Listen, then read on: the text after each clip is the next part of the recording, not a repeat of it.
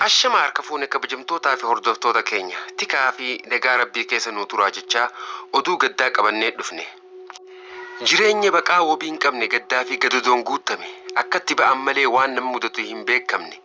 Ijji gurri maatii iyyaafannoo hafuur sagalee alatti caqasu arra baru dhuftaa dhaggeeffatu miila deemu waa'ee kee gaafatu nama waa'ee kee dubbatu dhaban meeqaatami kan achi buutee dhaban manni haala kaa'u.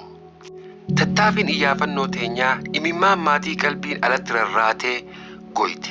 Odeeffannoo kana gurra buufne tarii yoo qorsite jenneeti. Silaa addunyaa tana keessummaa dhufne keessummaan gala qabdi waaraan rabbumaa.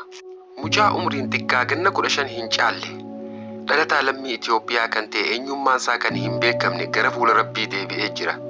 Tarabbiitti dhuftee mana yaalaa Sa'adaa Mustashfal Jumhuurii keessa duratti du'aan argamee guyyaa 27 baatii 8ffaa bara 2024 du'aan addunyaa kanarraa darbee jira.